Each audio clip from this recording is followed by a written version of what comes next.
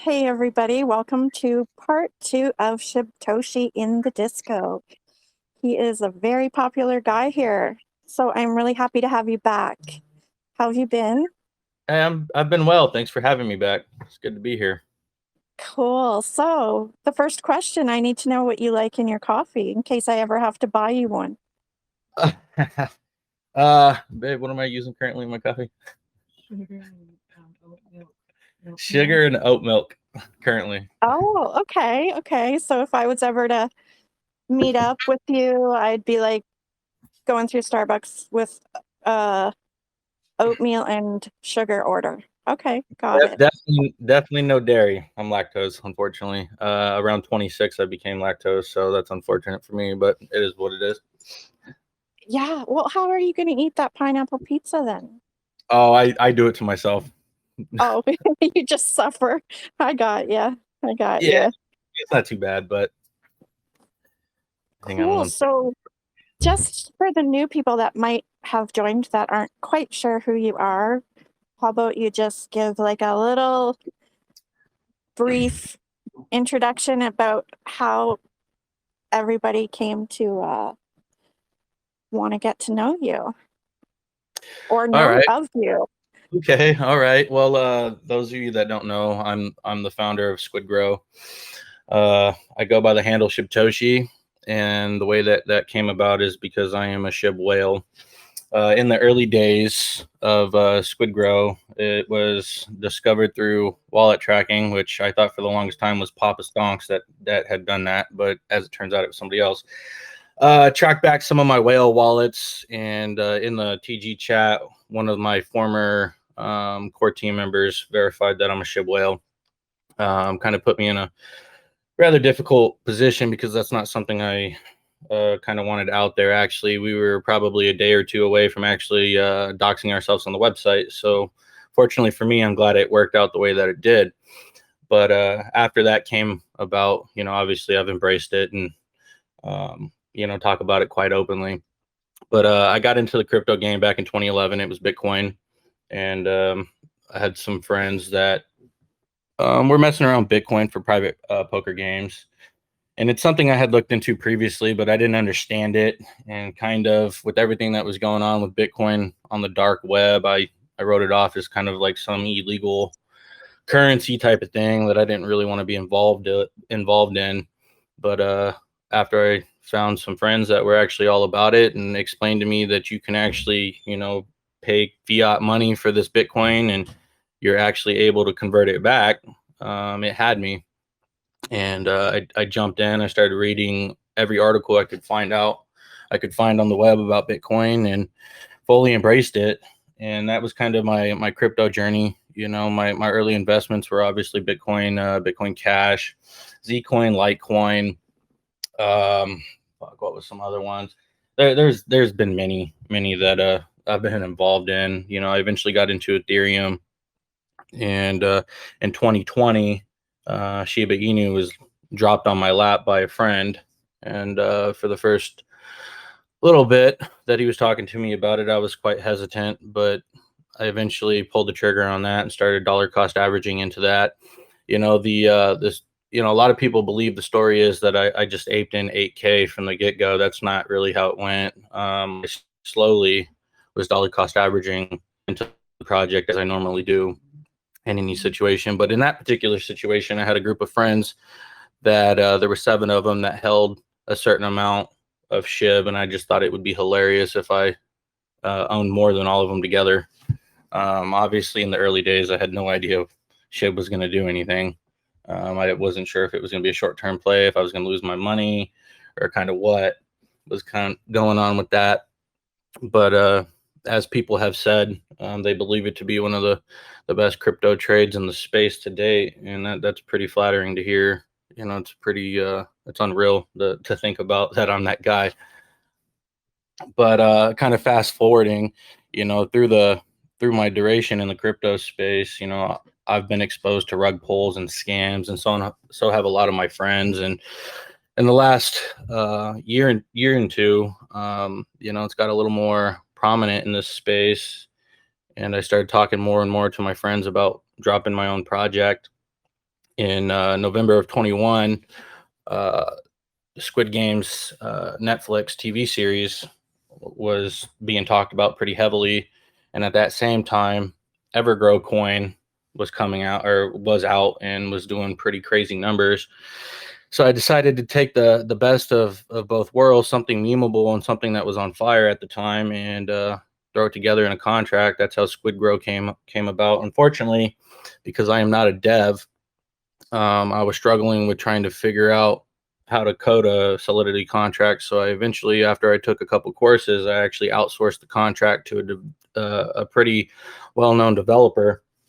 But in my struggle of trying to deploy it and verify the contract, there was another project that took over the space. That was Squid Games, the scam coin. So I shelved it because I didn't want to be a copycat, and kind of went about my life. And then the Huntsman and a couple other people close to me, as they were being more and more exposed to rugs and scams, kind of started harping on me to drop my own project. And it was kind of just the timing. It was around this time that I met RW in a private whale room, and we started chatting, and voicing our concerns about what's going on in the space. And I don't remember exactly who brought it up first, but eventually we got on the topic of coming out with our own project, and that's just what we did. For those of you that don't know, RW is my CFO. So I mean, he's a very valuable asset to me. So, and when I say CFO, I mean he's like my CFO on paper, on our LLC, on all of our legal paperwork. That's just not a title I've given him. That is his official title legally. Okay, very cool. So you said something that made me want to ask you a question. That's what I love doing, is asking questions. So how do you think, or what do you think needs to be done to clean up this space? Because you are right. It's really bad. And if we ever want it to be mass adopted, it's got to get way better than all these rug pulls and scams. So, Well, I think one of the biggest problem is there's a lot of these different call channels that have community members in there that trust the call channels. So when the call channel posts something that they do not properly vet, their community trusts that, and they buy it blindly. Some might do research. I'm sure most do not. And we really need to start getting on the call channels to actually start properly digging into projects before they expose their community to them.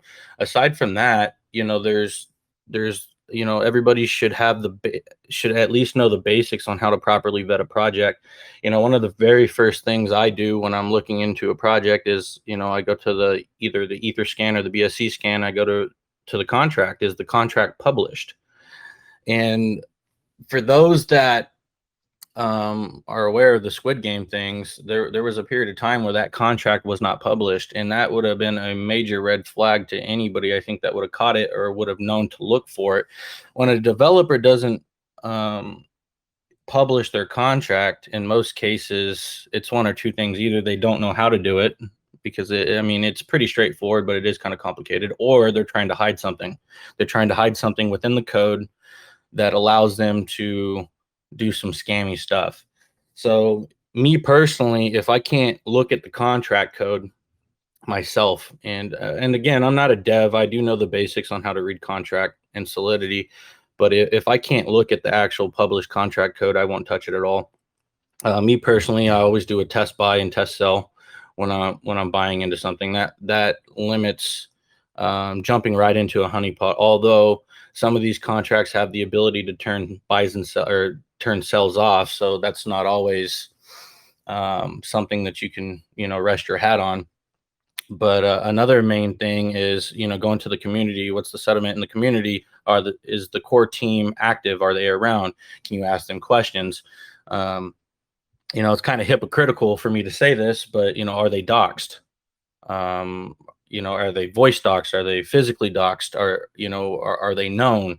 Those are kind of the things that I personally look for. Now, obviously, there's been many projects I've been involved in that the developers aren't doxxed, and that's fine. You just kind of got to get a read on the devs, and it's kind of really hard to do unless you're able to actually directly speak to them. I think in conversation, their intentions can come off. Um, whether they're just trying to stumble along and tell you what they want, what they think you want to hear, or if they're genuine.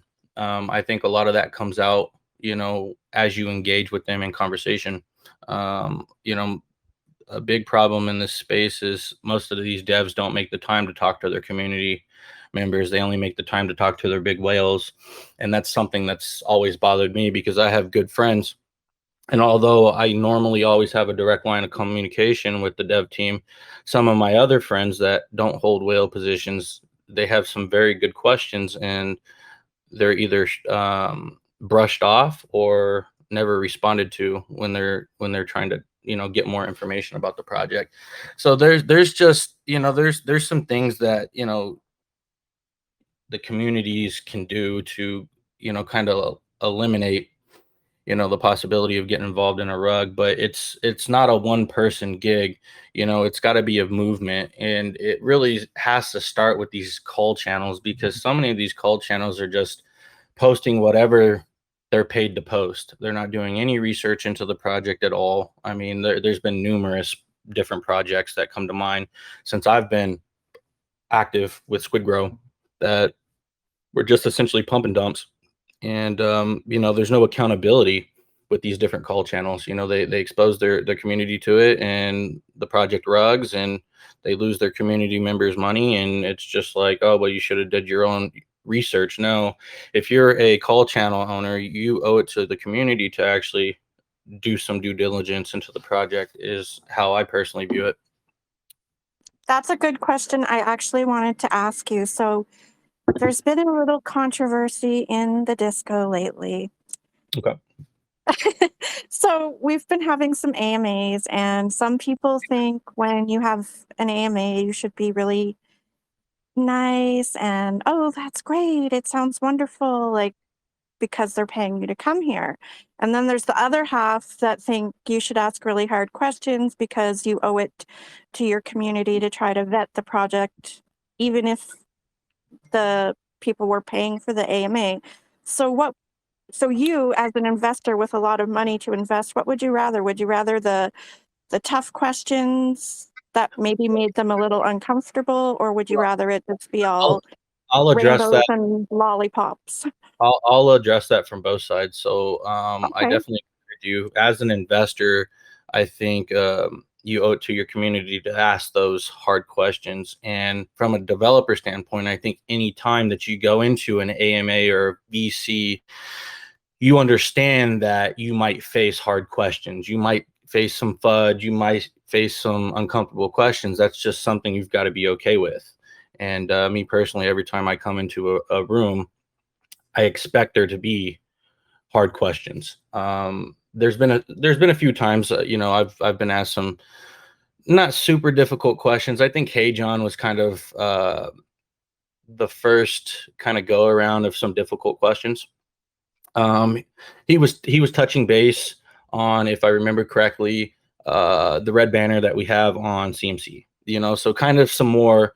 Um, he was asking questions that I think the everyday investor would want to know, about the typical questions that people are wondering about, but nobody's asking.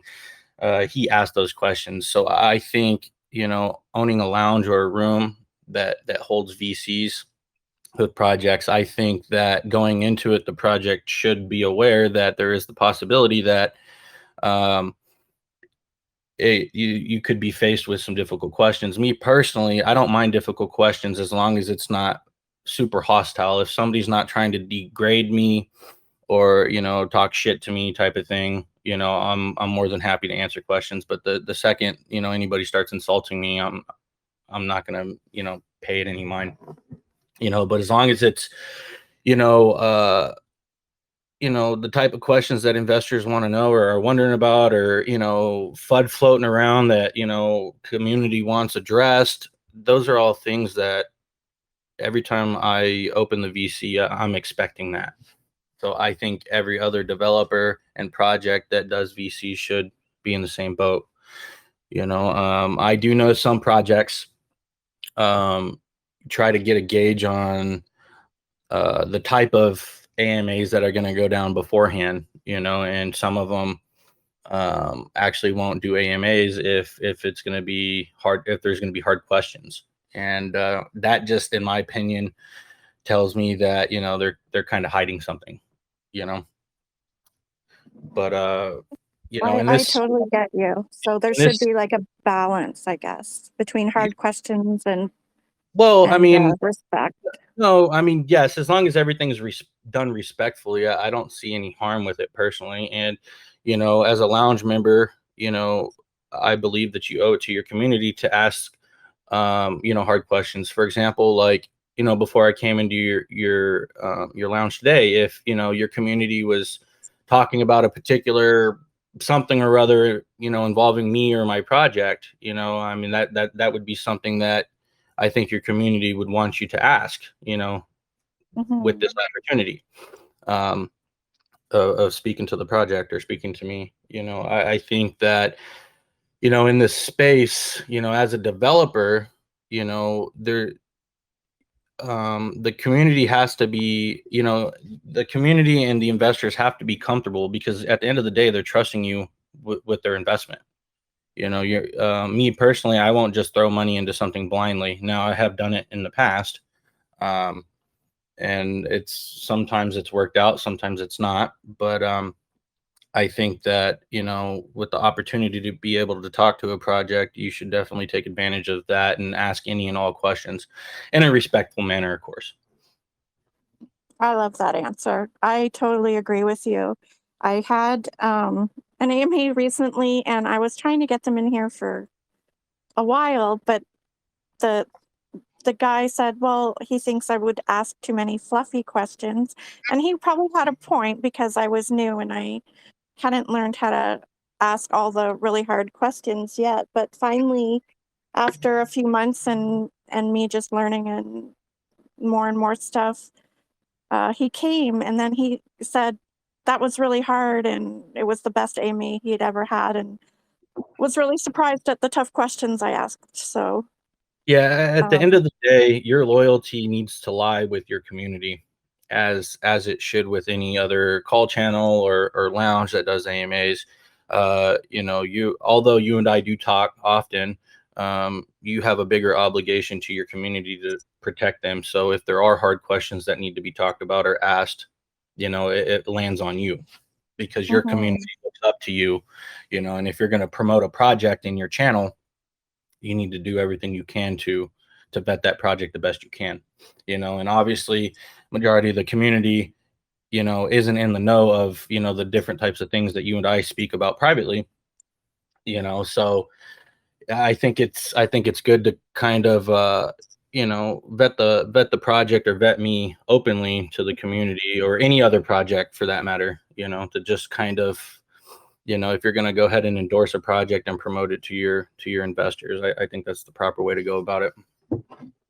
I do too. But before I ask you all the fun, awesome questions that I love asking you, tell me about the NFTs and what's new at SquidGrow. Okay, so not many people seem to have caught it. So a couple weeks ago, we put out, we created like a little voting platform on our website. And what was up for debate was logo rebranding. Well, in that logo rebranding, um, there was a draft that was put out that kind of went into detail about kind of what we had in store. Unfortunately, when that was posted, I didn't have the logins to make any changes, and the developer that posted that kind of gave away some of the things that we were working on, and it went live, and I wasn't very happy about it. I couldn't do anything about it to take it down, so obviously we just ran with it. But with what was posted, We touched base on some of the things that we were working on, and the NFT marketplace was brought up. It's going to be a front end, back end marketplace. It's been done, but I'm so dang picky with the NFTs that for the last couple weeks I've been turning away the different NFT designs that we've come up with. So I've gone through 3 NFT artists. The small collection we're going to be dropping first is the fourth NFT artist, and I rather like the collection. But with that being said, I was able to entice Mike from DC Comics to do our NFT line. So he's going to do a collection of 10,000 for us, and I'm pretty excited about that because he's a well-known, obviously, artist, and he has some super fire NFTs that he's put out, in my personal opinion. And as soon as we struck the deal, and I was able to entice him to drop everything and start work immediately on my project, we announced it to the community, and he came in and started dropping some of the artwork he's done with comic books and so on and so forth. And it's just something I'm super excited about. So I hope the community loves that news and loves the artwork. Obviously we've not publicly put out the type of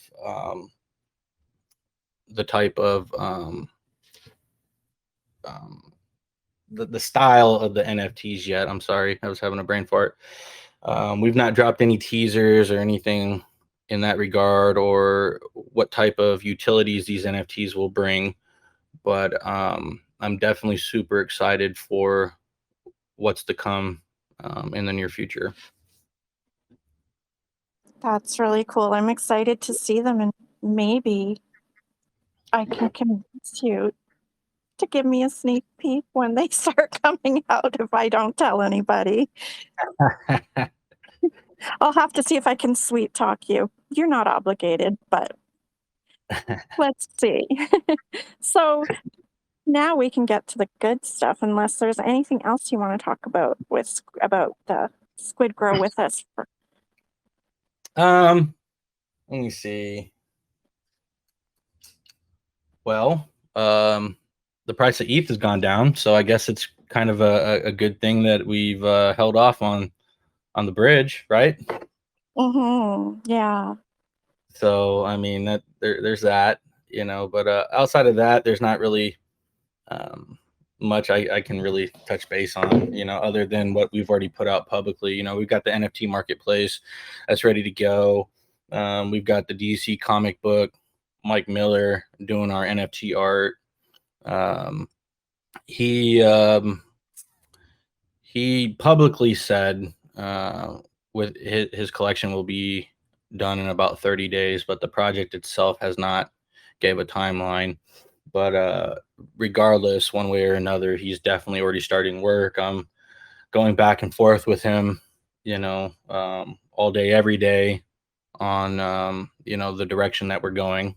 And I'm definitely pretty excited about it.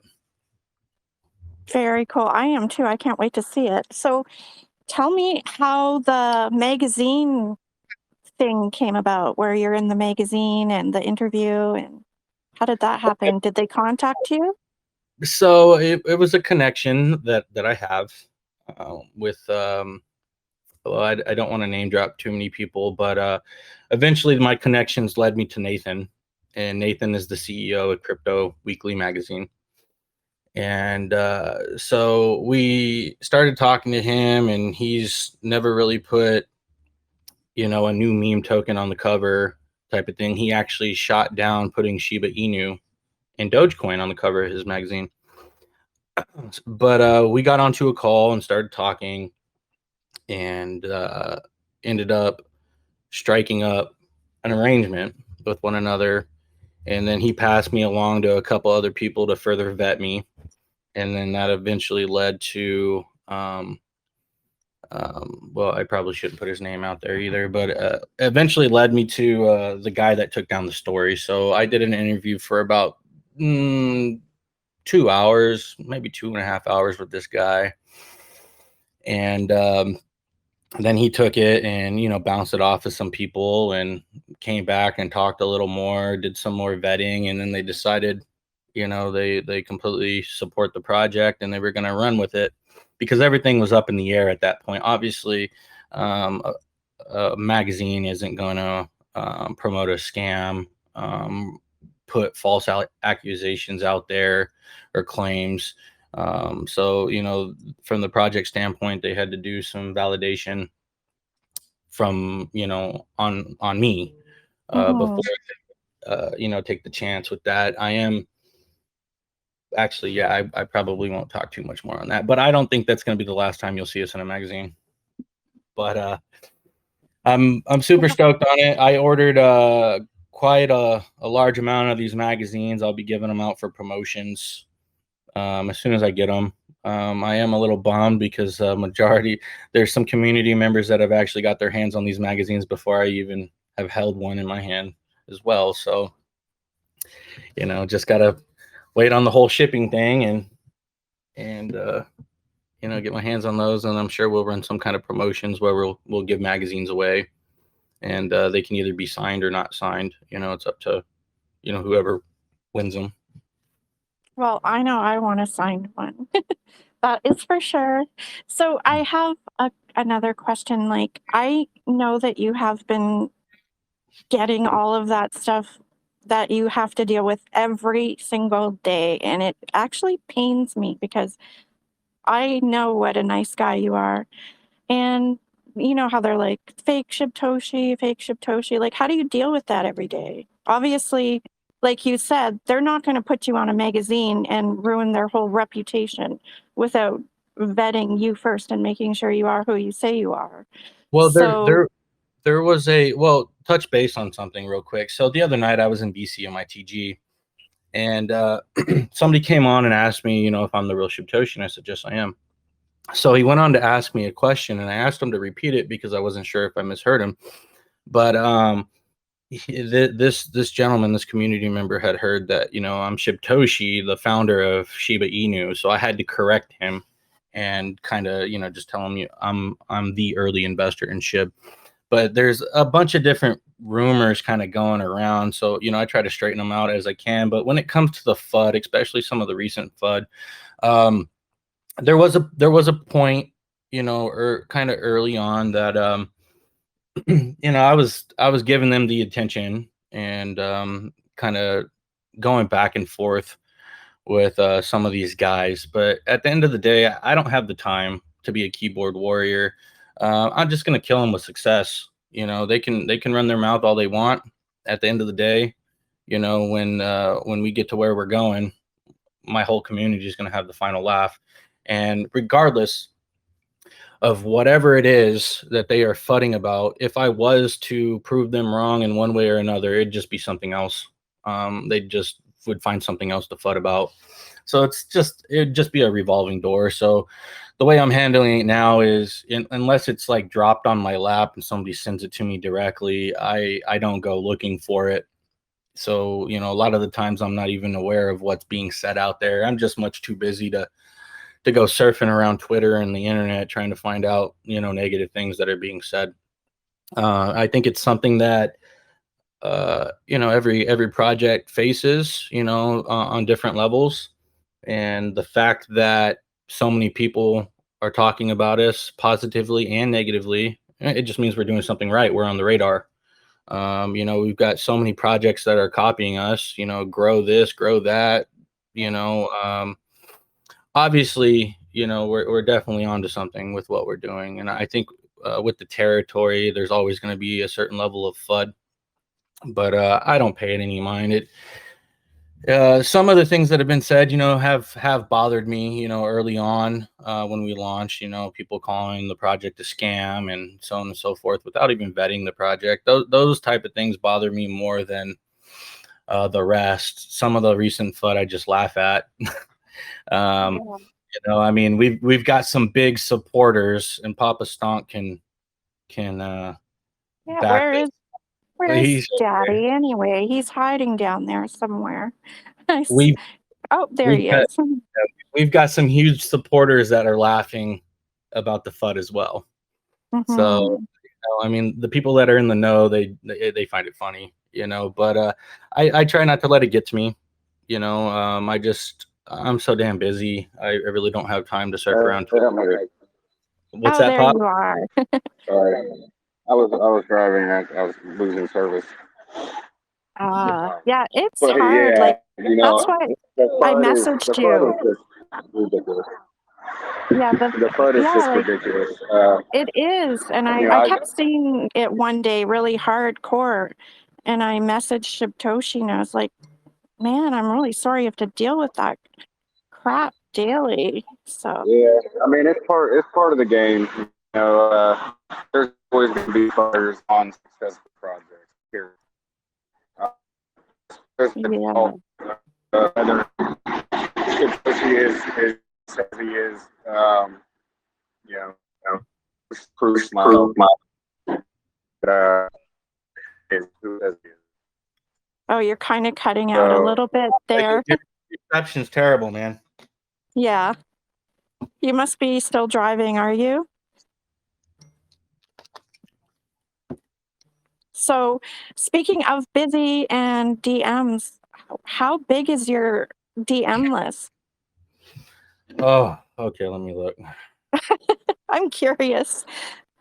Well, the way that I have it, the way that I have everything set up in my phone is I do folders, and obviously, if I've had contact with you before or I've sent DMs, it goes to my main folder for DMs. Mhm.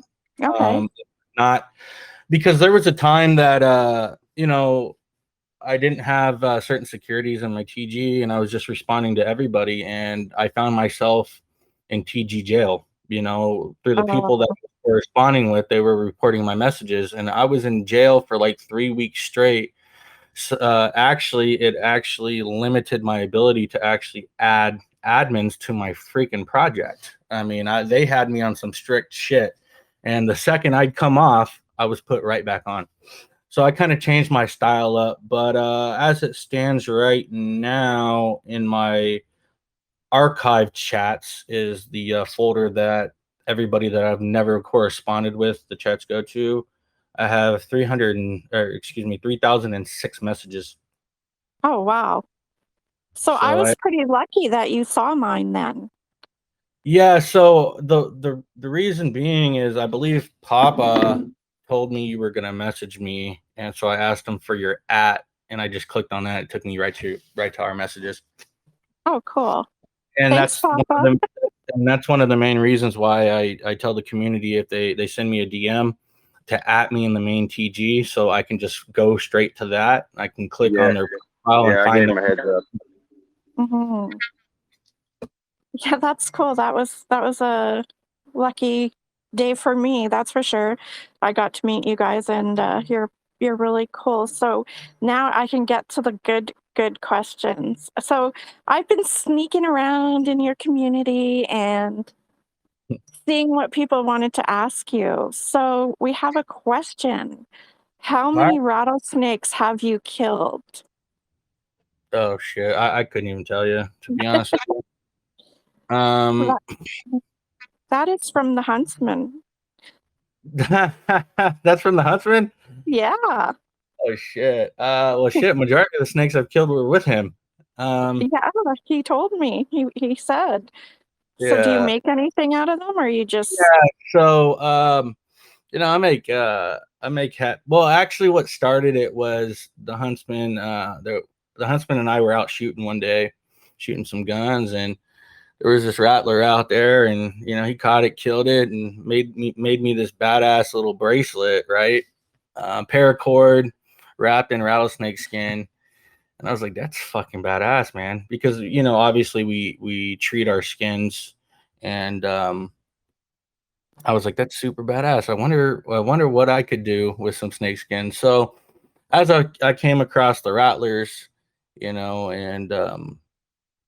I obviously kill them and make stew with them, or sometimes barbecue them.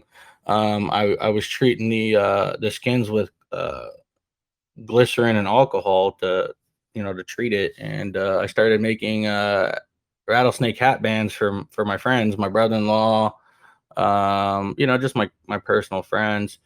And through the process, actually, funny story, my optometrist at the time before I got my LASIK eye surgery, he had 3 pet rattlesnakes. They were babies, and didn't want them anymore, so he gave them to me. And Did they you turn know, into a bracelet, or are they still oh, fine? no, so I had them for probably about a year and a half.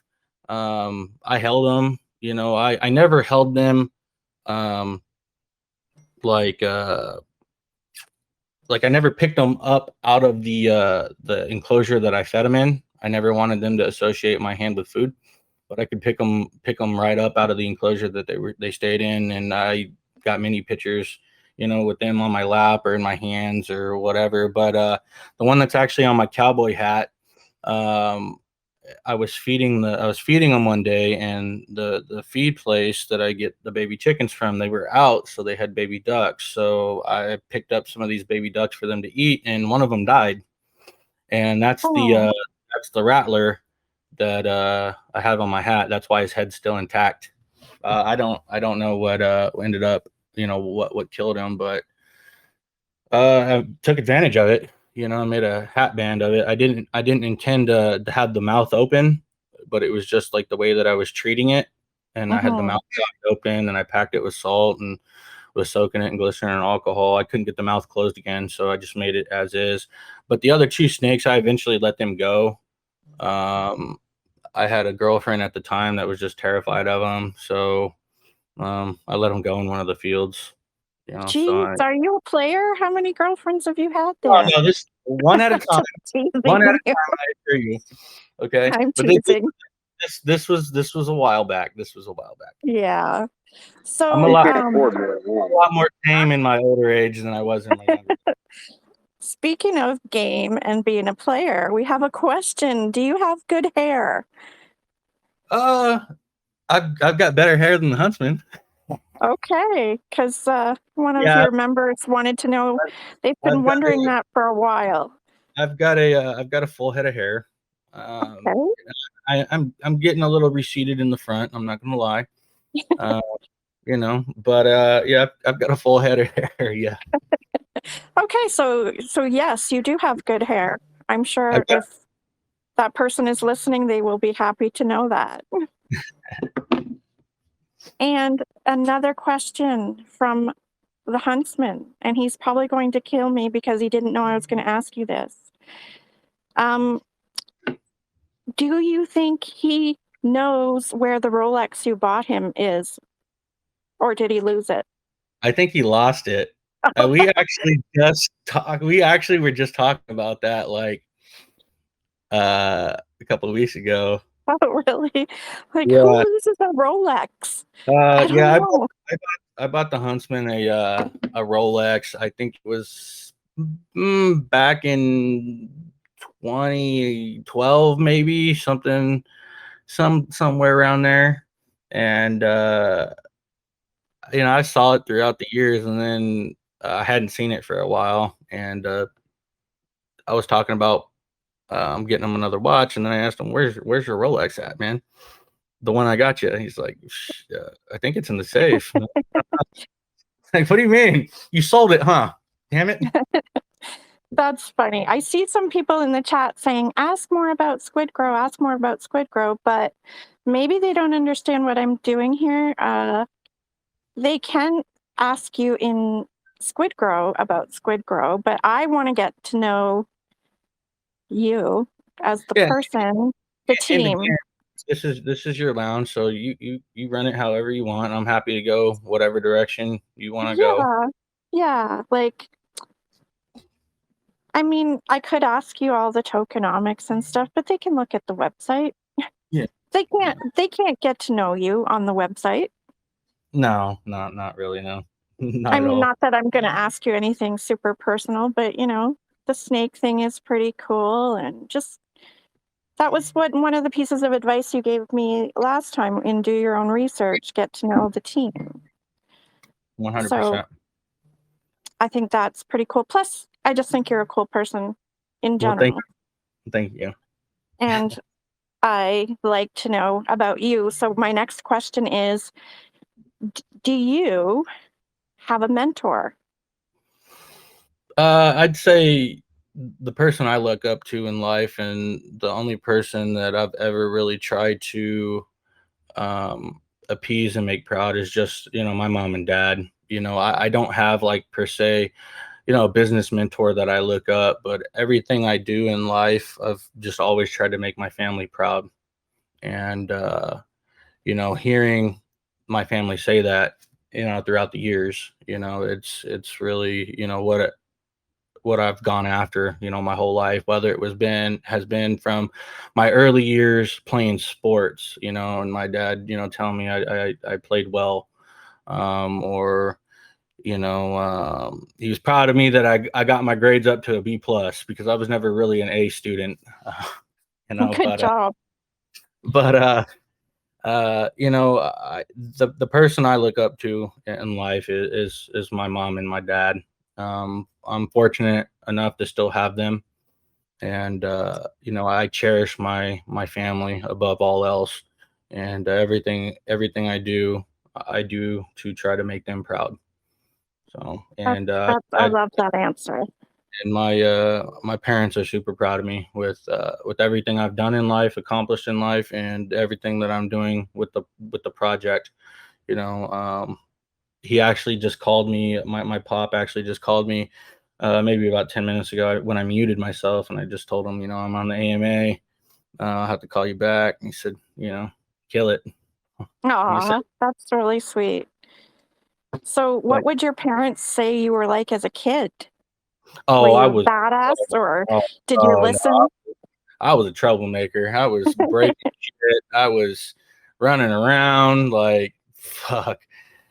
I was a handful, is what my mom would say. I was definitely a handful when I was a kid. Obviously, as I started growing up, junior high, um, on up, I tamed myself down a little bit, but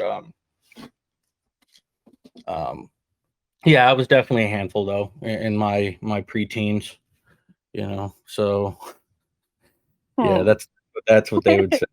That's good to know. Sometimes I think you have to be like a badass or something when you're a kid just to make some noise when you're an adult.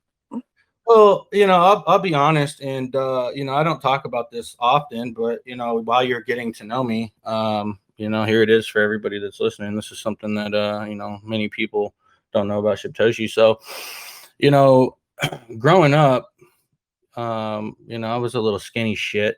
I played football and was always trying to put on weight, so I wouldn't get tossed around. I didn't start adding weight to myself until about high school when I actually started working out. But in my early days, I was always a quick runner, and that's one thing I always had going for me. But I was bullied growing up, and Mhm. about fifth or sixth grade, my dad always fought martial arts. So I think it was about fifth grade. He got me into taekwondo, and it really wasn't a good fit for me. And I eventually got into Muay Thai, followed by jiu-jitsu, and then later on in life, Krav Maga. But you know, obviously, being bullied, my parents wanted me to, you know, be able to defend myself. And, as I started learning, different things, as well, in the early days when I was learning, I was just like, oh, I'm a fucking badass, break your fucking nose real Yeah. quick, language. But there comes a point where you realize that, you know, violence isn't always the answer, in different scenarios. And, I found myself later on in life, junior high and up, that I kind of made it my personal business to go after these different bullies in school. Some of my smarter friends were picked on. I was a football player, and one of the things that always irked me was, some of these other jocks that I played ball with, they just thought that they were gods, and they'd go around picking on smaller people. And I always tried to be around to step in if I had to. I'll be honest, I'd gotten into some trouble over it. Nothing major, but just within school. But Mhm. I early on in life I was bullied, and then made it my personal business to you know prevent bullies, and put a stop to that. And I think that kind of has a lot to do with the way that I was brought up, and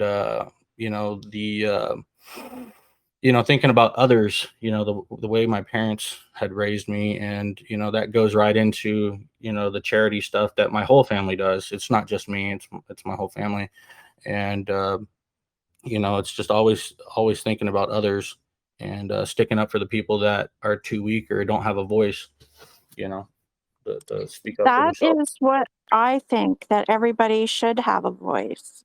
Whether I like the voice or not, I might not agree with you, but I will defend your right to have the voice, because it really sucks. Like, I've been in this space, and a lot of times I've messaged you. People try to bring me down or take my voice away, and I have to push back and just be like, no, I am having a voice. So Yeah, I 100%. I mean, that's your God-given right. You should be able to voice your opinion. As long as it's not done, in my personal opinion, done in a manner that is degrading to somebody else or bringing them down.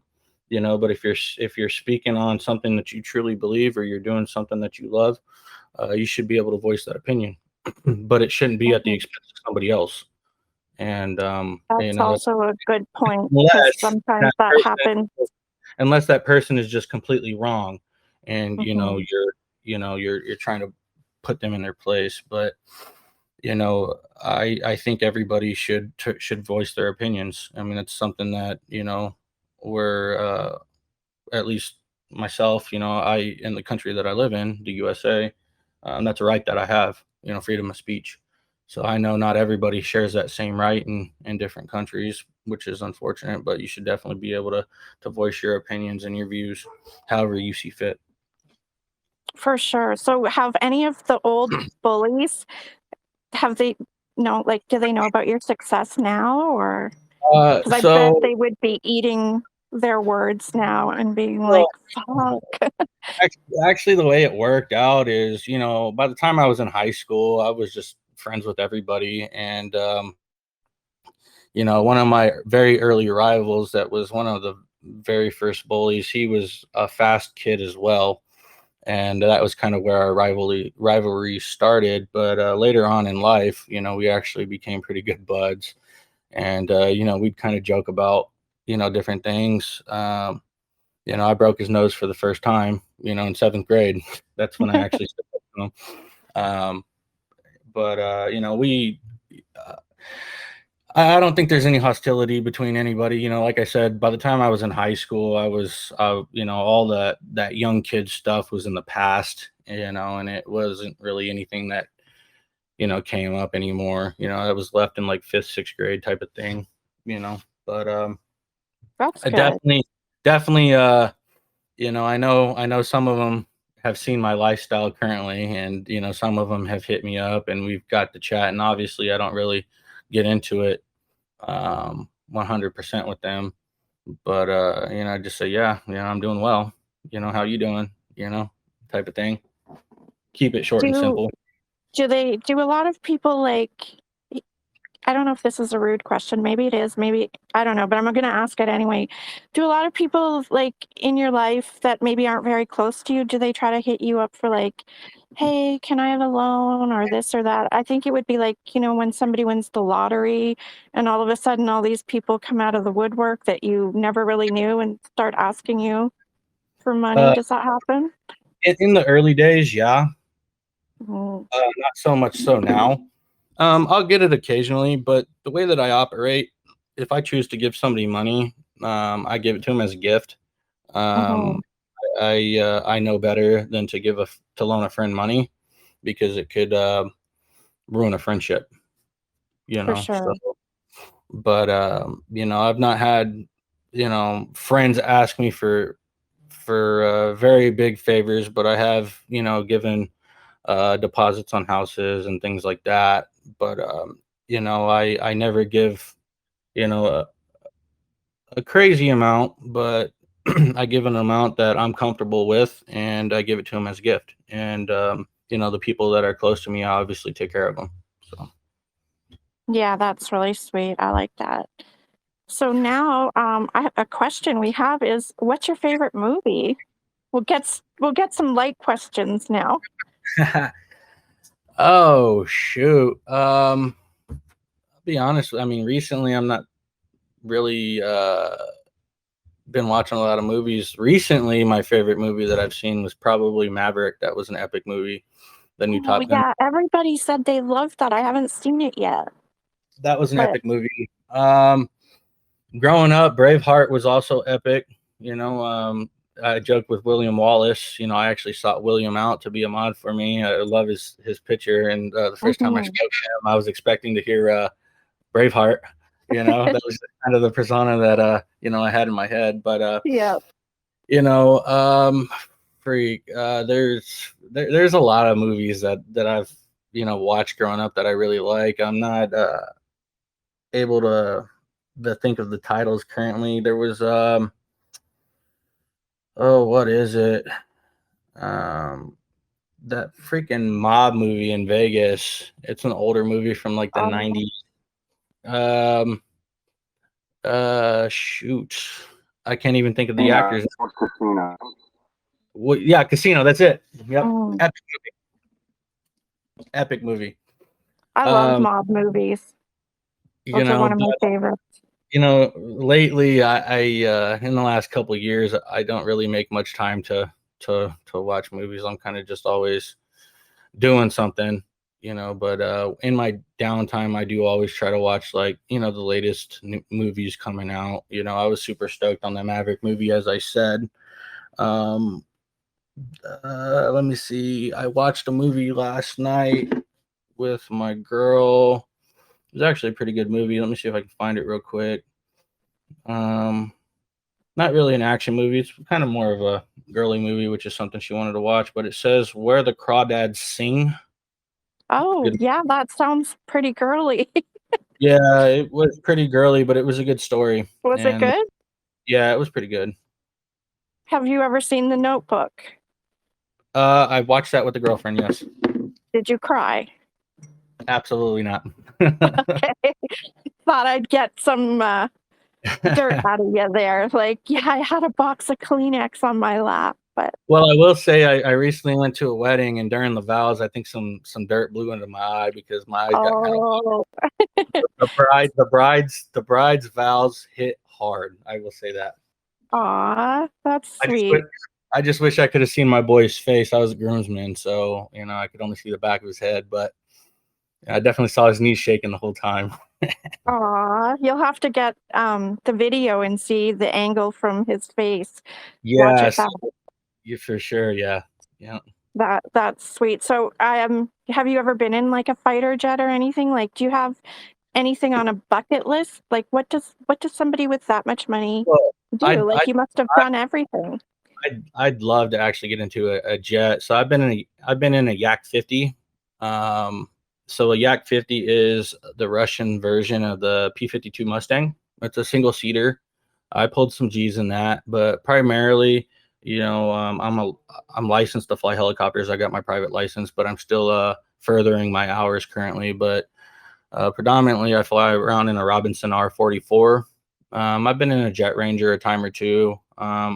But going through flight training, I did a lot of flying in the Robinson R-22, which is the two-seater version of the Robinson R-44. But That is cool. I'd love to get into a jet and actually pull some serious G's, but I've just not found a connection for that yet. Hmm. Well, we'll I see have the to find you one. I see the Huntsman's on. Would you mind unmuting Yeah. him? Yep. Let's see. Allow to speak. There we go. Hey, the huntsman. I might have spilled your secret about the watch that you lost. I never said such a thing.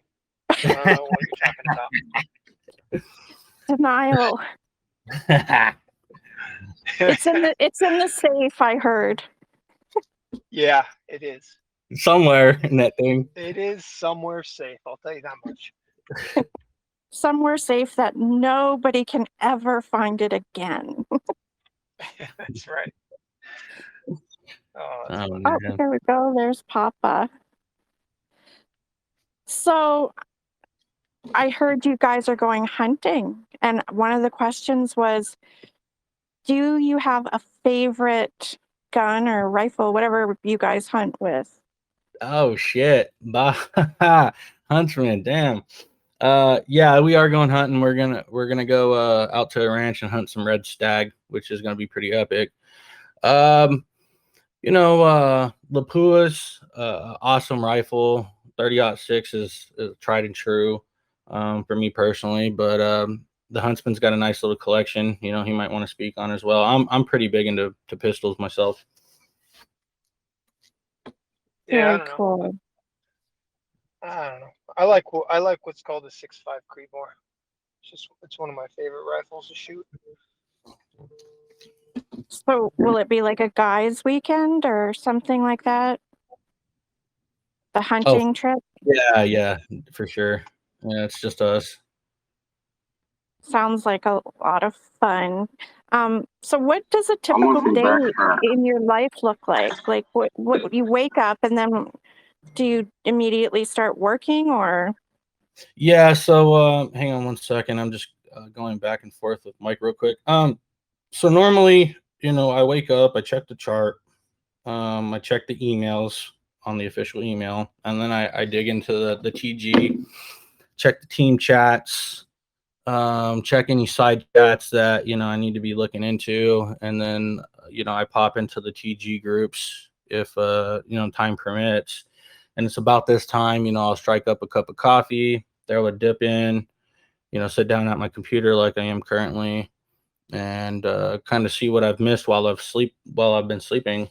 Somewhere in there, I'll try to find some time to eat, and I'll try to find some additional time to get my first shower in of the day, and come back to my computer. And recently, since the project, I actually haven't really been going out much. I'm usually at the house.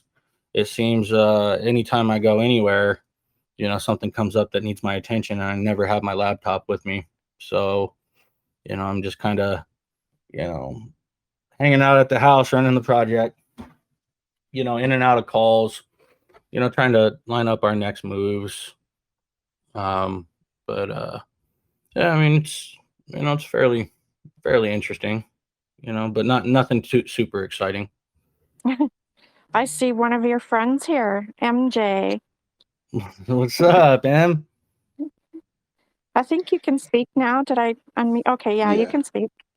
You unmuted me. I was just testing you this whole time. You told me to come over here, that you were gonna unmute me, and then you didn't even see me. I've been here just chilling. How are you? How's your headache? I'm good. Yeah, good. I'm feeling good. better.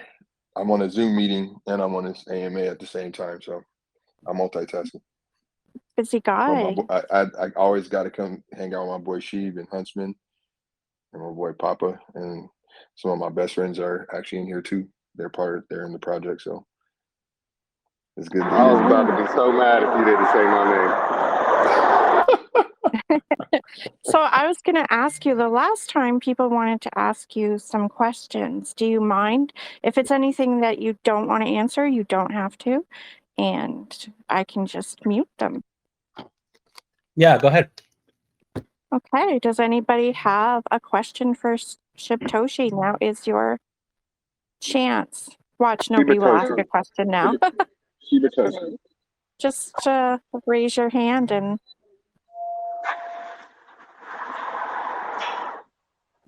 Oh, here we go. Dizzle. What's up, man? Hey, Dizzle. He's still. I think he needs to unmute his mic.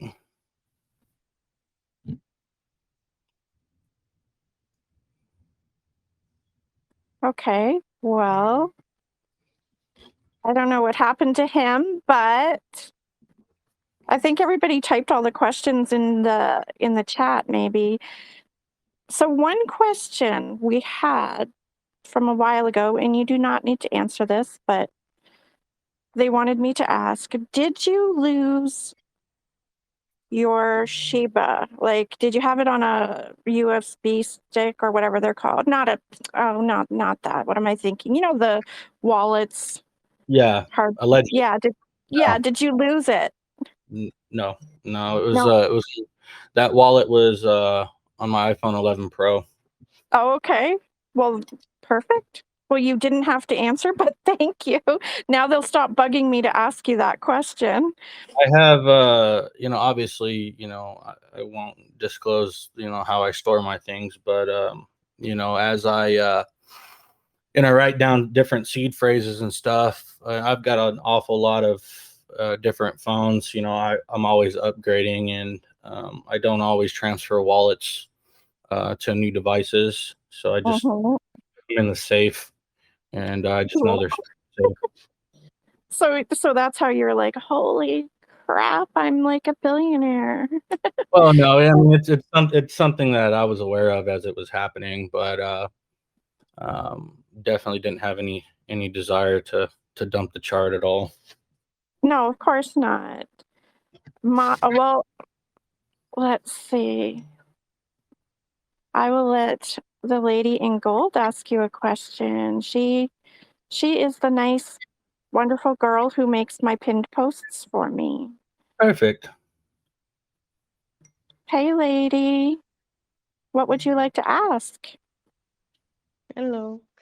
Hey, how's it going? Yeah, I'm fine. Thank you. Nice to speak to you. Same here. Thank you. It's an honor to actually speak with you because I think it's actually very possible that you don't know me. Sorry, you don't know me, but I've actually messaged you before in my other account.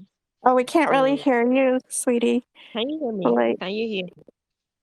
a little bit better, yeah. Okay. So I was saying that I once messaged Mr. Shibatoshi in my other account before. So he definitely doesn't know this. But then since this is just questions about you, so I think I have just some few questions to ask. Okay. Um yeah. So okay. I was told in the chat that you are 35 years old. So Hang on. what's Say, really say say that again. Yeah, I was told in the chat that you are 35 years old. I've never publicly come out and say, put an age out there. Yeah, we'll Uh, just keep your age secret. yeah, That's yeah. probably a good idea. Okay. Okay, so You the main cannot reason ask a why lady their age, and you cannot ask a gentleman oh, their age. okay. Actually, the reason I actually was just trying to ask is because I wanted to ask what will be your advice to ladies and men in their 20s who are also, looking forward to becoming a great person, you know, someone. Oh, like what advice would you give to somebody in their 20s? Yeah. Okay. Is it gender oriented or just in general? I'm talking about She said becoming, male or becoming female. a great Okay. person, just like you, who is Well, also like they actually have it now, but they are just like looking forward to become someone like you, like someone great. What advice will you have for them? Well, what I would tell somebody in their 20s is, in the 20s is a real important age bracket because you need to start actually planning now at that time for the future. You need to start thinking about, you know, uh, different investments long term for retirement and saving money. I know a lot of people in their 20s that they blow through their paychecks and they're living paycheck to paycheck, never saving anything. That's really going to hurt you later on in life if you don't have any money saved. So I would advise that somebody in their 20s, 30s, hopefully by the 30s you've already started it, but just to pursue your goals and don't let people deter you from doing what you love, and keep in mind that you need to start planning for the future.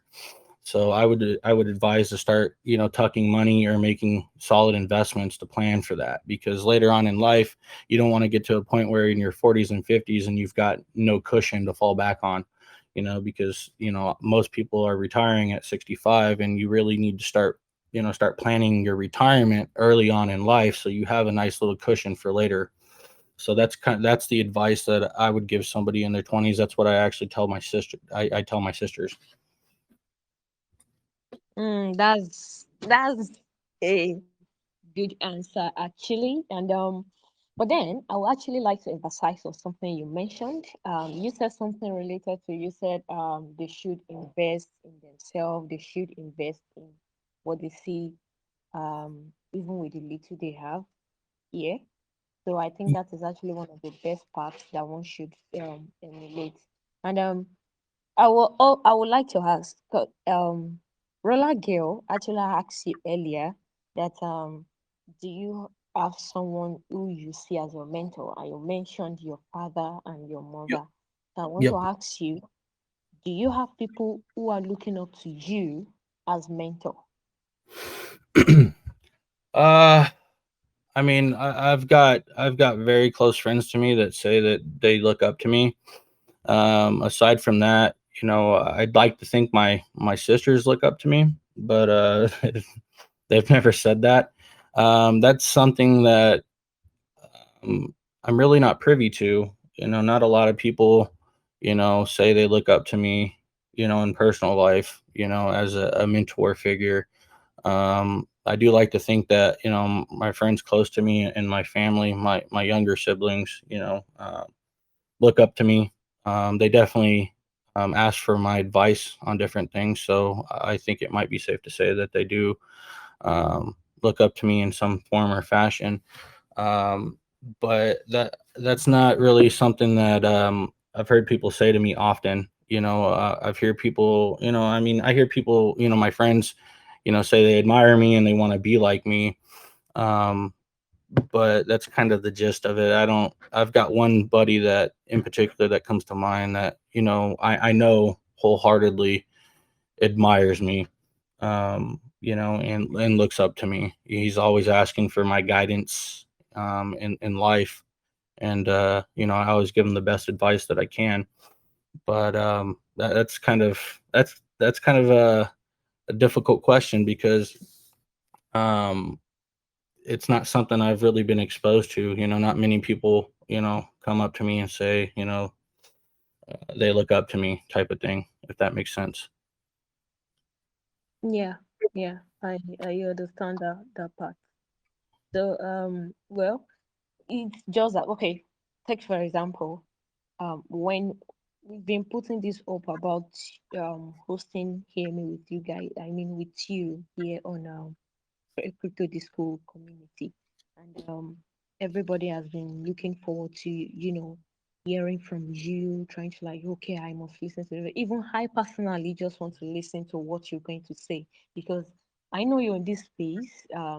People knows you, they just want to like hear from you, hear what you're going to say and how. So possibly a lot of people even want you as a mentor. I think I am actually part of people who wants you to be my mentor. So so that's a part. And then lastly, I want to ask, if you have the chance to be a godfather to someone, I mean godfather like with letter G, I mean small letter G. I hope you understand what I'm trying to say. How will you Yes. react to that? Yeah. I am currently a godfather to some of Oh, my very closest friends, kids. mhm. Okay. Okay, so you have already, and how do you feel? I was very honored to be Mm, asked. mm, Um, Lots of I definitely felt lots of love in that conversation, and it was a mm, very honorable. It was a very big honor for me to accept. It was something that was not expected, and mm. definitely pulled at my heartstrings. Oh, that's fantastic. That's I don't really have any other sweet. question to ask. Well, thank So you, I guess, lady, and I'll talk to you a little bit afterwards. And let's see, I know that there are more questions, but we won't keep you for too long because I know you're busy. I've, But I've got I've I got some finally time. was able to be unmuted. So Oh, there he is. there's Dizzle. Okay. Hey, yeah. Dizzle. Hey, what's up? I think I had to restart my app. It's when I restarted my app, it let me up. So Hey, How's it going, man? ain't not much, Ship. Just chilling. I'm following you everywhere you go, like the That's Navy right. girl. I appreciate that. Yeah. So, I want to ask you this, right? All right. In the crypto space, you know how everybody, how the crypto space move real fast, from the real world. Yeah. A lot of people usually be like impatient, right? So, what's the time frame for like a project? Would you give an advice? Not really for me, but just in general for anybody who's in here who might want to know. Like, what's the general like how long should somebody be patient with a project? Well, I think the first question you got to ask is, has the project delivered on anything at all, or have they all just been talk? That's kind of the first thing that you've got to look at, because a lot of people can talk a big game, saying that they're doing X, Y, Z, but have they delivered on anything? What are they doing? So I think to even properly, answer that question, you've got to look at the project in particular. There's projects that come to mind that have talked an awful big game for an extremely long time and not really delivered on much, but have a huge following. And I think that you've got to weigh it out. Do you believe in the team? Do you believe with what they're saying? Me personally, if I don't see a project delivering on anything at all, I'd probably start exiting, if I'm being honest.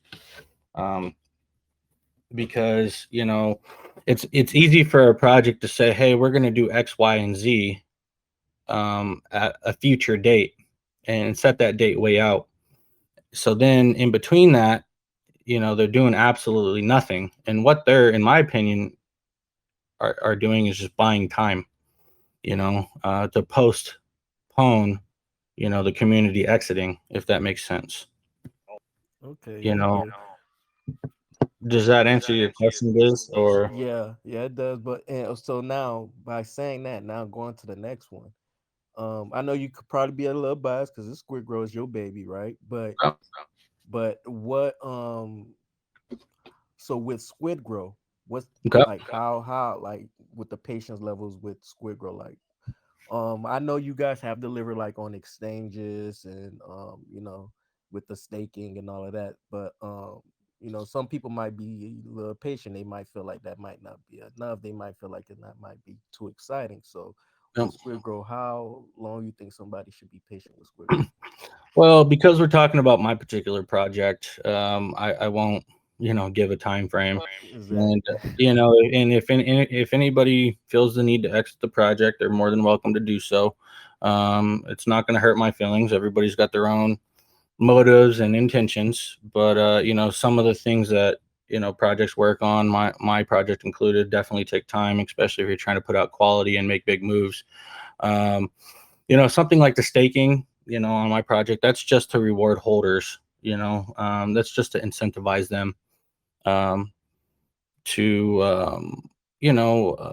make some additional money. There's nothing wrong with offering staking, in my opinion. I wouldn't consider that like a major utility. In my personal opinion, that's just something to give the community straight away. And while you're working on some of the bigger moves, it will put some of the community members at ease, with some of the things that you're working on. So we come out with staking, we come out with exchanges. All this is leading up to the bigger moves. Obviously Realm wasn't built overnight. It definitely takes time. I could have ungodly amounts of utility right now if I fork contracts, but I don't want to fork contracts. We're building everything from scratch. So that takes time, that takes man hours. So, in regards to that, it's not, I'm not going to cut my quality down to try to deliver something quickly. If that makes sense, but I won't give a particular time frame, because we're talking about my project. Anybody that feels that we've stagnated, for whatever reason, they're welcome to do whatever they want to do. It's their money. You know, it's not going to hurt my feelings. It's not going to change my motivations whatsoever. Exactly. I'm patient. You don't have to worry about me. I ain't going No, nowhere. I mean, yeah, I I ain't mean, going nowhere. I was I just asking, you know. definitely. I thought it was going that direction. I thought you were going to hit me with one of the harder questions. You know I have to. I always do, right? I got to, you know, because some people might actually, you know, have these type of questions. Like I don't really ask these questions for me, you know. Like I already told you how I feel about it. Like I'm here for the long run, but you know, some people might have these type of questions. So I kind of ask for the people who might be scared to actually ask. Yeah, You I know, mean, I'm not really afraid to ask it, so that's the reason why I do it. So, but yeah. yeah, definitely, guys. I mean, when you're developing something for the long term, you know, it takes time and it takes money. And it's definitely not something that you want to rush. You know, I think did you drop off? Oh, Oh, there he is. yeah. Yeah, he dropped. I just muted him for a sec because his mic is giving feedback. So Yeah, my bad, my bad. I'm mute it's while you okay. talk. Yeah. So I mean, when it comes to, you know, putting something out of quality for long term, you know, what I'm doing, you know, obviously I launched in the bear market, right? A lot of people have asked why I've done that.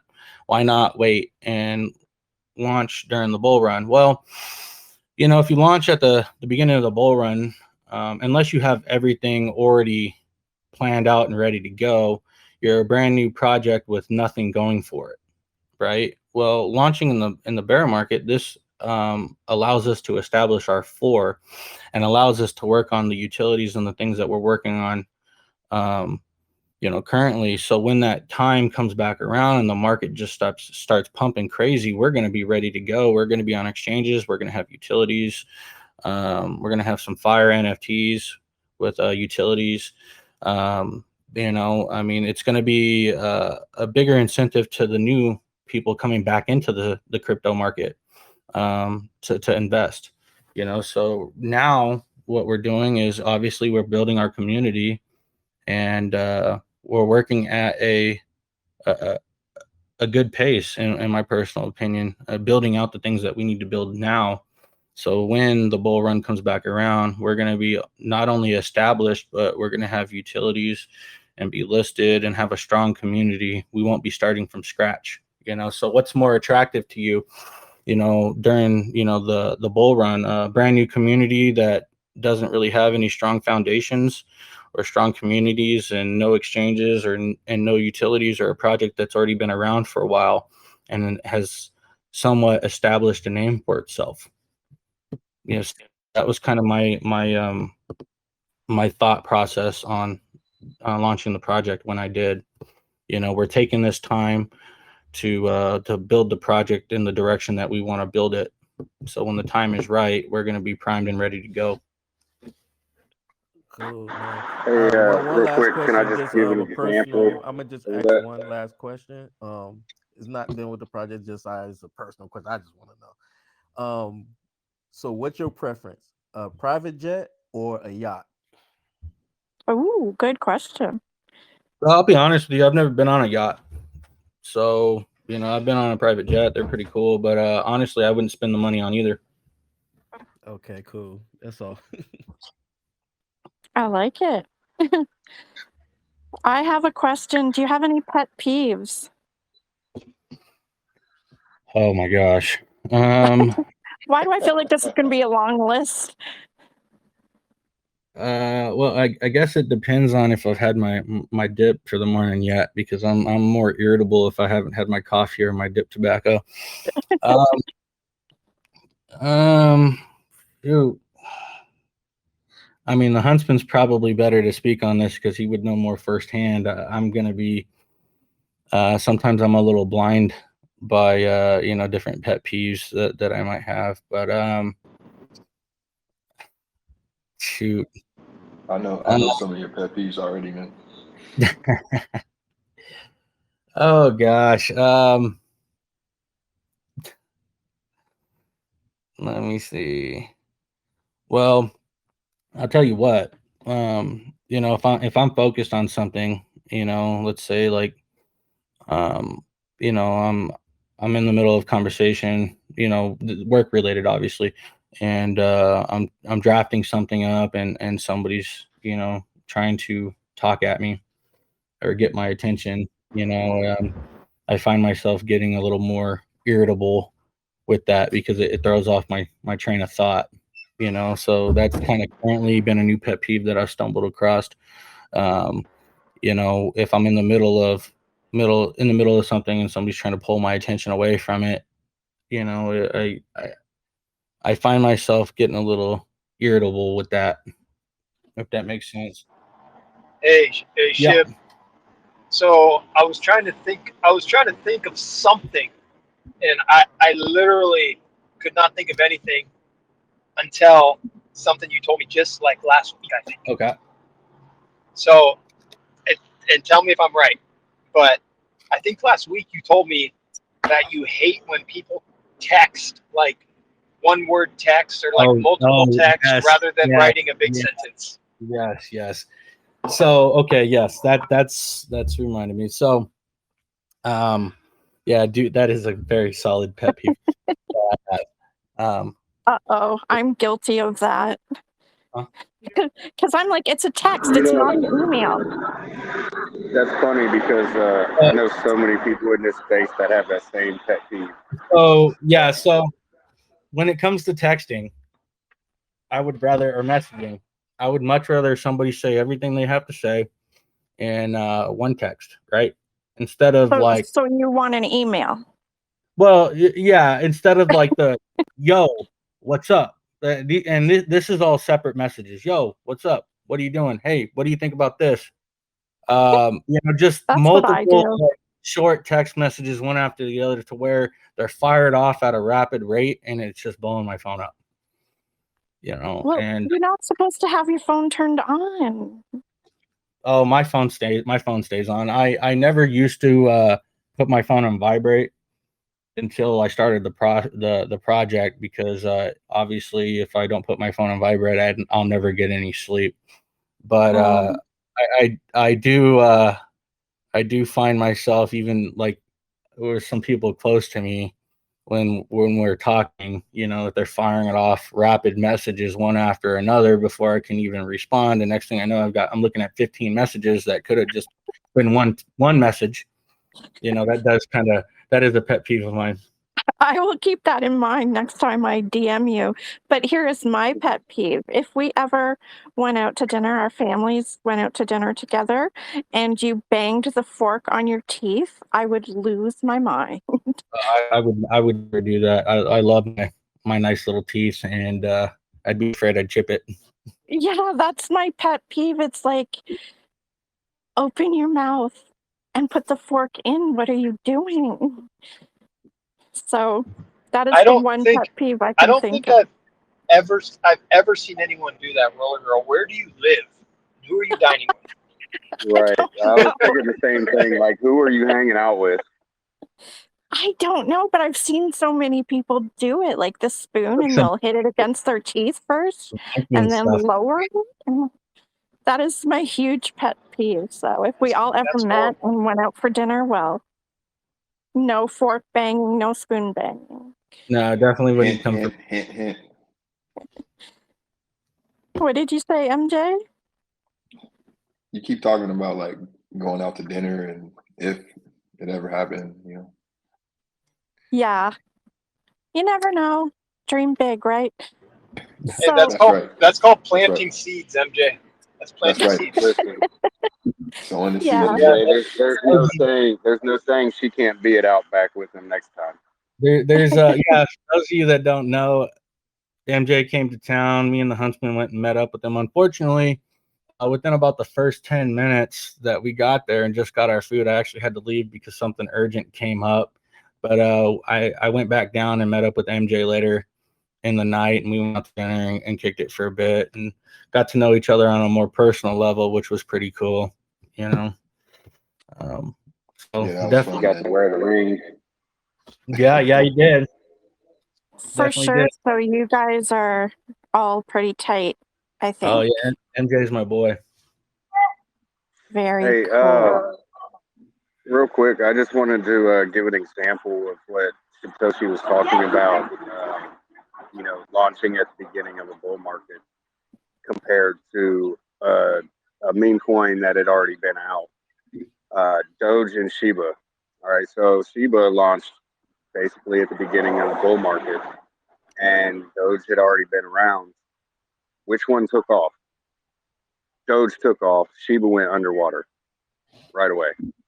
So, it flipped the script afterwards, but it took a while. So, Okay, yeah, that was a question too that I had. Somebody wanted to know what you do or how do you predict market trends? Do you read a lot of the crypto news, or how do you kind of figure out what's the next hot thing? Honestly, I'm not much of a chart reader. Obviously, I know how to somewhat read charts. I'm by no means an expert. Just kind of with my experience going through the different markets, and the ability to obviously zoom out of the chart and see things on a bigger in the bigger picture. It kind of gives me my baseline of the moves that I'm making. So I've said it a couple times. Obviously, we're in a bear market right now, so I'm in my accumulation stage, taking advantages of these discounted prices, because I know at some point, whenever that is, the market's going to go back up. So obviously, there's a very strong possibility we might not see these different prices again for a while. So I'm definitely dollar cost averaging up or down. It doesn't matter. I'm not one of the guys that sit around and wait for, Bitcoin to touch 15K before I start buying, in the off chance that it never touches 15K and it only ever touches 19. I want to make sure that I'm dollar cost averaging in at that price. And if it goes down below 19, then I'm going to be buying it all the way down. Prime example of that, the Huntsman on the Luna crash. I lost a lot of money on Luna, a lot, and I was pretty sick over it actually. And the Huntsman was buying it down, buying the dip down. I'm like, dude, you're gonna lose all your money. And well, you know what happened? He made a lot of money on that, and I was quite disappointed because I was blind to the crash of it, and I didn't foresee it bottoming out and then bouncing like it did, and shit. I mean, look at where Luna is right now. I mean, it's doing its thing, But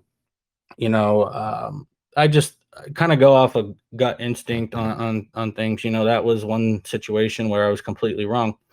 And had I dropped a couple 100K into that, I would have done pretty well if I had caught the bottom or close to it. But I sat it out. And I remember, obviously, I've got my friends' wallets, so we all look at each other's wallets and stuff. And I was clowning on the Huntsman one night because he was losing money. And then a couple of days later, I looked and he was making money. And then I woke up 4 hours later and saw that he had doubled his money from where it was last. And I said, oh, shit. And, yeah, there were people in my lounge that were shorting it all the way down, and they were making so much. Yeah, I didn't see it. Unfortunately, I was pretty invested in it, and so when it tanked, I lost a lot of money, and it just kind of put me off. So I didn't really see the potential of the big picture in that particular situation. But for every one that you miss out on, there's always another. For sure. Oh, I have a question too. Have you ever sang karaoke at a karaoke bar? Oh, yes, I have. There's an epic video of me and the Huntsman singing karaoke. Really? Because, okay, next time. So I had a karaoke contest in my lounge. Next time, maybe you'll have to submit an entry.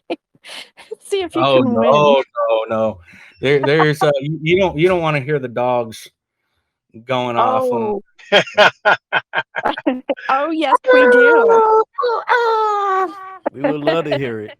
You and the Huntsman do like a duet or something. I would be giving these sputters so much more to put on. It would be ridiculous. Just think though, that would make you look like, yeah, that would make you just look like so much fun to your community. Oh my God, I would. Hey, at least we looked good while we were doing it. Oh, that's a fact. That was a fact. It's fun though. I mean, I can't sing, but I posted one. I was like, I'm going to be brave. Nobody knows me, so what the hell? And I did, but it was fun, you know. What about SquidGrow poker? Would you ever have that? It'd be something I'd be open to. I don't gamble much myself anymore these days, but I think that'd be something fun for the community. And Yeah. I can't confirm or deny, but that might have come up a time or two. Oh, cool. Cool. So I don't know what you guys are like for time, but there's supposed to be another AMA coming up with, you know, what I've been telling you about a lot lately, Crowgram. People think Crowgram is something to do with Crow, but it actually isn't. It's an app.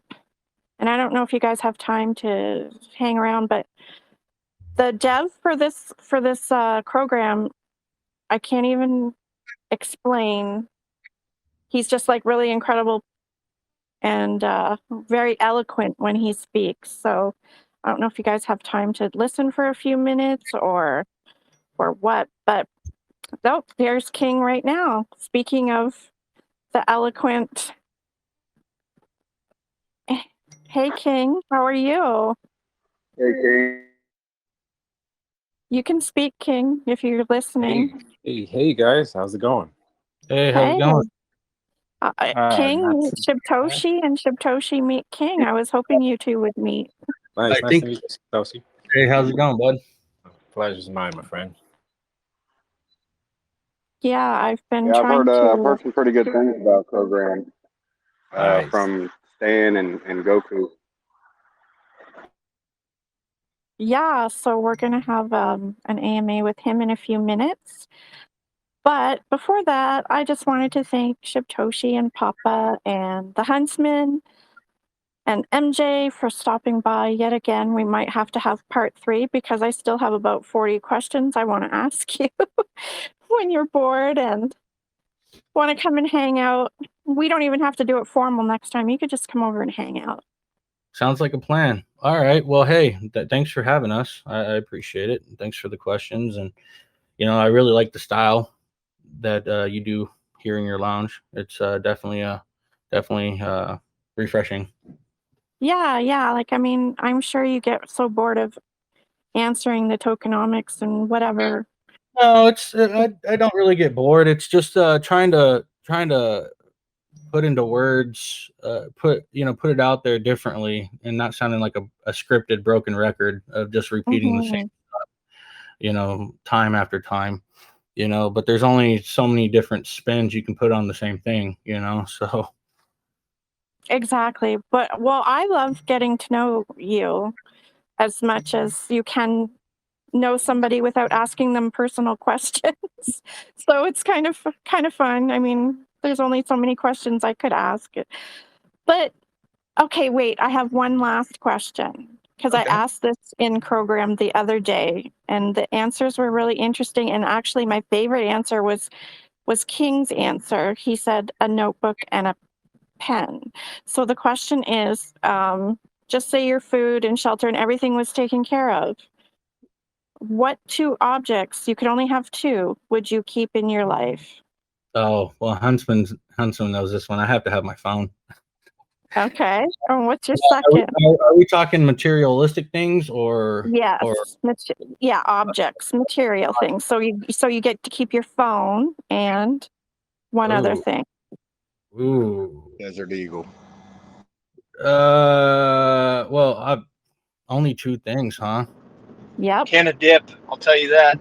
Yeah, but There you go.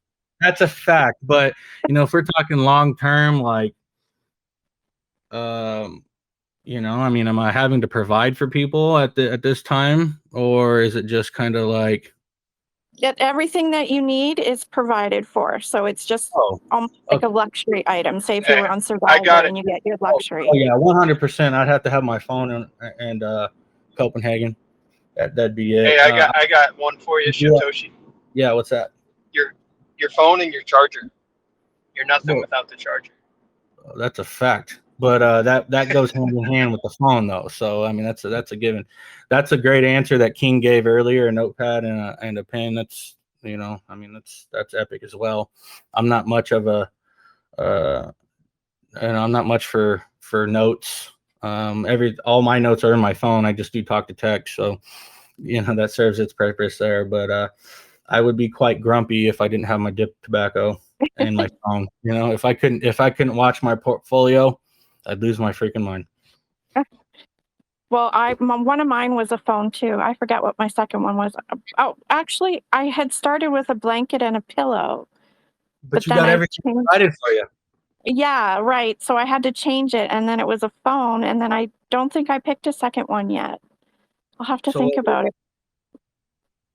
Oh, you put me on the spot. Come on. I know, right?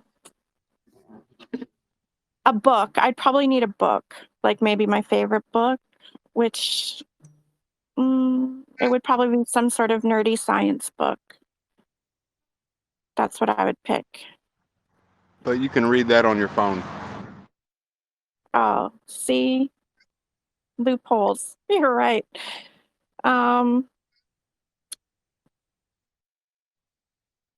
Let's see. A phone and I don't know. A phone. I guess I'm just simple. I would only pick one. I tell you what, my phone's always been an issue for me in life, whether it's relationships or family dinners or hanging with the friends. So, currently with, running the project, I really have to at least have my phone, if not my computer. But I definitely know that's a major pet peeve of the Huntsmans. When we're hanging out, I'm always on my phone. Hey, I got a good question for you, Shiptoshi. Yeah, what's that? What is your average screen time? Oh. Let me see if I can find that. Hang on. Basically, anytime he's not sleeping. Screen time. Yeah, for sure. Oh, I've got my screen time turned off, so I can't really see that. Yeah, I've got it turned off on my phone, so I couldn't tell you, but it's probably pretty substantial. I'll tell you that. Yeah, mine too, for sure. Oh, what kind of phone? Apple or no, Apple or Android, sorry. Apple always. Good. That's a good answer. Let's go. Apple always. That's right. You. So yeah, well, you should try checking out Program and then let me know what you think. I think you and King would hit it off. He's got really, really, really cool ideas. He's a really deep guy, really interesting guy. And Yeah. what he like the things where you were saying about how the space needs to change and stuff, that's kind of his whole plan behind Program is trying to change the negativity and toxic way that TG is, and it's pretty impressive. And I don't really get impressed with that many people. So you and King and Papa and some of the other people I've met in here are like a handful of people. I mean, I like everybody, but just to be that truly, truly like impressed where I would like to be like you guys. That's what I'm talking about. Yeah, I actually just hit King up currently. So after he's done with his AMA with you, I'm sure we'll chat more. Very cool. Very cool. Okay, well, thank you so much. As always, my pleasure. My pleasure. And we'll let King start talking about his app here. And thank you, Papa. Thank you, MJ and the Huntsman. Thank you. And I will hang out. If anybody didn't get to ask Shiptoshi a question, I know I see you hanging out over there in SquidGrow, so they could probably ask you a question. You'll probably get all kinds of abstract questions now because they know you'll answer. Maybe before they might have been afraid and kept it to crypto. So And send me the recording. for sure. Cool. Real quick, Roller Girl, I don't want to take away from King's time, but let's update everybody on your thoughts on Hawaiian pizza. Oh, okay. Let's do that. So the last time Shiptoshi was here, I asked him pineapple on pizza, yes or no, and he was a yes. And I was horrified. But I said I will try it because I'd never actually tried it before. So I ordered it, and I actually got the pineapple with jalapeno peppers because somebody suggested that as well. And it was actually not bad. I wouldn't order it again, but if I was out with somebody and they ordered it, I would definitely eat it again. So kind of got like 1 thumb up instead of 2 thumbs up. But definitely my opinion has changed. There we go. I know. I really wanted to hate it, but I couldn't. It was actually pretty decent. So, Papa, were you a pineapple guy too? Oh yeah. Oh, Yeah, I damn. sure. What about you, Pineapple. King? Pineapple pizza, man. I'm gonna have to stay away from that one. Oh, okay. Always the neutral. Smart move. Smart move. Okay, well, yeah. So next time we'll have to think of something else we want to test because we know I'm not trying squid. And you said don't try it after you ate squid as a kid. So yeah, that's not happening. Well, don't eat it raw. That's the thing. No. Don't eat it raw. Eat some calamari. You'll like it as long as it's done right. I think Naeem's That's in what here. I hear. I think Naeem's in here. He's got a restaurant. He can hook you up. He's Oh, not in here. cool. Very cool. All right. Well, I will let you guys go and hang out, and I will see you guys soon for sure. And thank you so much. I really appreciate your time. Talk soon. Thank you for having us. Okay. See you later, guys. Yeah, thank you. We'll talk to you soon. Bye, And I'm Roller just gonna, Girl. yeah, I'm just gonna end this one, and then I'm gonna start a new recording for a program, and hopefully you guys stick around and listen to King and Shampoo because they're very interesting, very cool guys. And I just unmuted you there, Shampoo, so you can talk. Hang on. How y'all doing? How y'all doing?